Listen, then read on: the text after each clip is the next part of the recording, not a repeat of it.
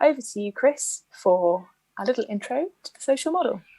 Thanks, B. So, yeah, to explain the social model of disability, I'm going to take a few steps back in history and talk about another model of disability, specifically the medical model of disability. Now, what I mean when we talk about models of disability are really thinking tools, ways of thinking about being disabled and what it means to be disabled. Because when I say that I'm disabled, I think I mean something different to what a lot of people think I mean. And I'm going to explain that in a bit more detail now. So, being born in the 80s and growing up, going through school in the 80s and 90s, I was definitely raised with what we now call the medical model of disability. And the medical model of disability is an idea that, like, I've got something wrong with me, right? There's something wrong with me, and I need to change, usually through medical intervention or, primarily medical intervention to fit into society. But it's definitely on me as the disabled person to change and to fit into society. And that was the only way I understood my experience, actually, until probably not that long ago, actually. It was when I was introduced to Drake music, which is going back maybe about, I don't know, 7 or 8 years, that I came to understand a different way of thinking about my experience as a disabled person. And that was to think in terms of the social model of disability. The social model of disability turns this idea completely on its head, and it says that society bears the responsibility of being accessible. It's society that needs to change. There is nothing inherently wrong with me as a disabled person. Yes, I have an impairment, but I don't. There's nothing wrong with me, and I'm not the thing that needs to change to fit into society. It's society that needs to change to accommodate disabled people. And that was a real kind of breakthrough thing and a kind of amazing change in my thinking about how I saw myself and how I saw my interactions with people a lot. Because I think I carried around a lot of embarrassment and guilt about lots of things. If some awkward situation happened, I always felt like it was my fault. Or if I couldn't do something at school, it was my fault. A really clear example of like medical model versus social model would be like my musical experience in school versus my experiences with Drake music. So a common example that I tend to refer to is my desire to learn to play the piano in school, and I had piano lessons, and I was removed from piano lessons pretty quickly because of my hand impairment, and because I was told that I couldn't do it. This wasn't for me. I wasn't able to play the repertoire that was chosen for me or whatever. So the framework was not going to move, and it was my problem to. I couldn't really do anything about my impairment, so there was really no other option than to be kicked out. Which, when you think about it, is just rubbish, isn't it? Frankly, that's rubbish. A social model way of making music would be to think about shifting the goals, shifting the music making in ways that suit the person who is making the music. I had a really clear example of this when I came to Drake Music and I started using a thing called the Memu gloves. I was dealing with my hand impairment and facing a lot of barriers to accessing music, and they were increasing as my hand impairment got worse as I got older. And a very long story short, Drake Music introduced me to Imogen Heap's team, who were developing this gestural interface called the Memu glove, which was never intended actually as an accessible technology. It was intended to solve a problem that Imogen Heap was performing with a laptop and playing electronic music. And as she famously said, you're only watching a woman singing with a laptop, and for all you know, she's checking her emails. So she wanted something visual and expressive as a way to play music. So she developed this glove technology. And it was Drake Music that saw the potential to see that as a social model kind of way of making music.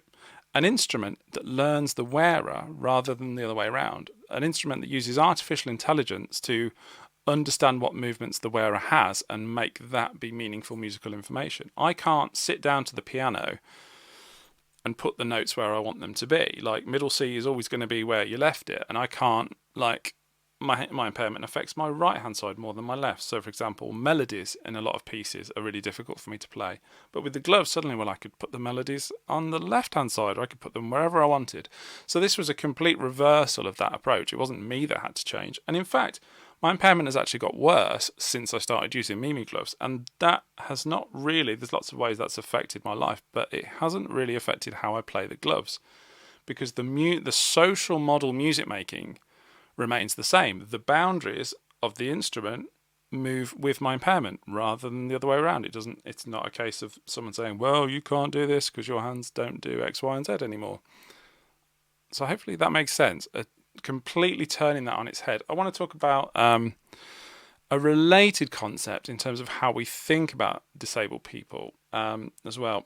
Another model of disability that we talk about that is closely related to the medical model of disability is something that's often called the charity model of disability. And this is in a kind of an added layer to this problem of medical model disability, this idea of putting on the disabled person that it's their problem to solve.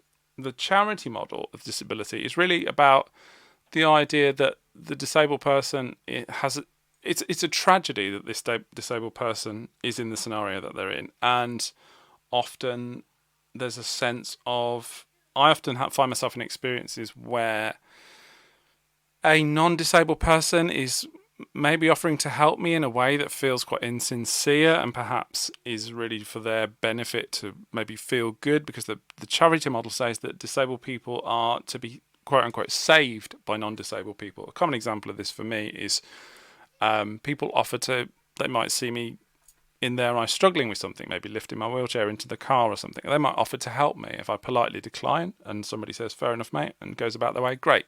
But I often find myself in little tug of war situations with people who they're annoyed that I don't want their help. They want to help me and they need to feel like they can help me. And that's very strange. So I think once I started understanding that, I'd experienced that a lot, but once I had the social model view of like, oh, wait a minute, that's not my problem. Like, if you want to be weird towards me as a person, then that's on you, frankly.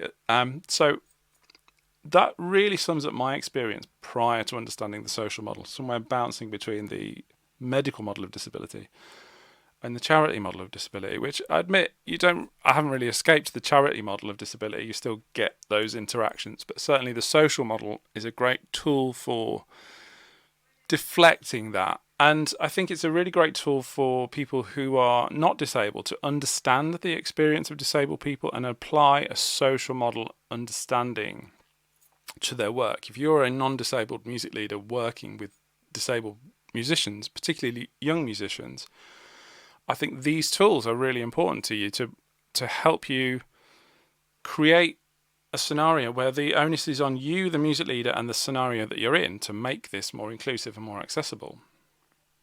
So hopefully that makes sense in terms of the social model. And that is when I say I'm disabled, I mean something different. I don't mean I'm disabled because I have cerebral palsy. I mean, I'm disabled by a society that isn't adequately accommodating my needs as a person who has a medical impairment, a medical condition.